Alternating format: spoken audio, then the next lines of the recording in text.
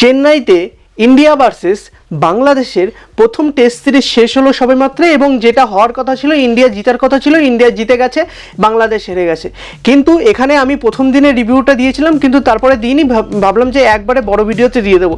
তো তারপর যদি দেখি দ্বিতীয় দিন অর্থাৎ যে সময় ভারত বল করতে আসবে, তো প্রথমে সকালে রবিচরণ অশ্বিন আর জাদেজা খুব তাড়াতাড়ি পড়ে যায় এবং ভারতের প্রথম দিকে ইনিংসটাই প্রথম সেশনের মধ্যেই অল উইকেট হয়ে যায়। এবং তারপর কিন্তু ভারত যখন বল করতে আসে তখন প্রথম দিকে জাসপ্রীত বুমরা ফার্স্ট উইকেট নেন এবং তার বল অসাধারণভাবে সুইং করছিল এবং অসাধারণভাবে কিন্তু আউট সুইং ইন সুইং সবই হচ্ছিল এবং বলের কাটা বদলাচ্ছিল। এবং আকাশদীপ, স্পেশালিভাবে আকাশদীপ, এই বাংলার ছেলে আকাশদীপ, হ্যাঁ আকাশদীপ কিন্তু অসাধারণ দুটো উইকেট নেয়, পরপর নেন, তাও লেফট হ্যান্ডারে অসাধারণ একটা সুইং মানে ইন সুইং আসে এবং তারপর কিন্তু হ্যাট্রিকে যেতে পারেননি। অল্প একটুর জন্য ক্যাচটা যদি আরেকটু দূরে পড়তো ক্যাচটা, তাহলে ক্যাচটা হয়ে যেত এবং হ্যাট্রিক কিন্তু পেয়ে যেত।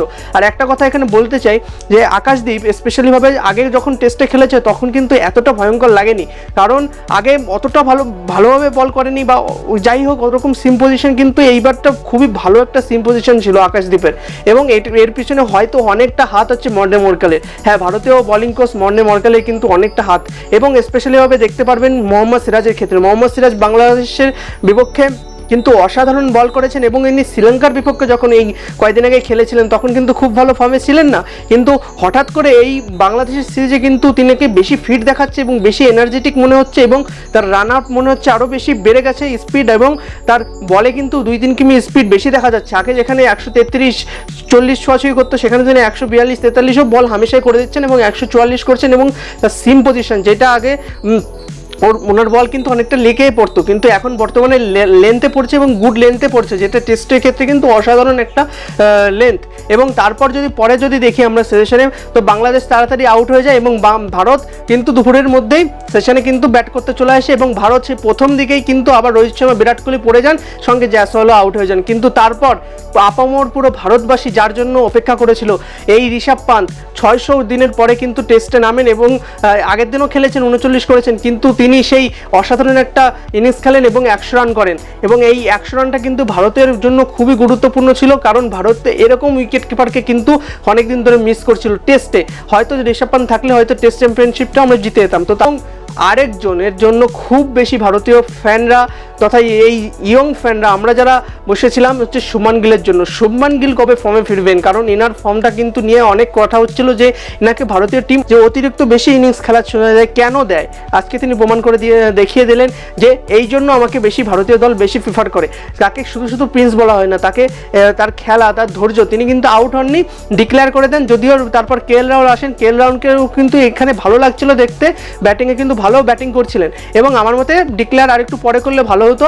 যে এরপর পরে কিন্তু বাংলাদেশ ব্যাট ধরতে এসে এবং বাংলাদেশ কিন্তু প্রথমে ভালো একটা স্টার্ট করেছিল এবং বাংলাদেশ ভালো খেলছিল, কিন্তু যেই সময় বিকেলের সেশনটা আসে সেই সময় কিন্তু বাংলাদেশের 4 উইকেট নিয়ে নেয়, এখানে 3 উইকেট নিয়ে নেন হচ্ছে রবিচরণ অশ্বিন আর হচ্ছে 1 উইকেট নিয়ে নেন জাসপ্রীত বুমরা। এবং তারপরের দিনও কিন্তু ভালো, মানে আজকের দিন হচ্ছে ভালো খেলছিল হচ্ছে সকালবেলার সময় কিন্তু প্রথম দিকে ভালোই ডিফেন্স করছিল, ভাঙা যাচ্ছিল না সহজে, কিন্তু তারপর অশ্বিন আসেন, অশ্বিনের আঙুলে সে কেরামতি দেখিয়ে দেন এবং ভারত উইকেট পেয়ে যায় এবং অশ্বিন 6 উইকেট, টোটাল আজকের দিনে 3, আগের দিনে 3 এবং 6 উইকেট তিনি নিয়ে নেন এবং ভারত কিন্তু এই টেস্ট সিরিজটা জিতে যায়।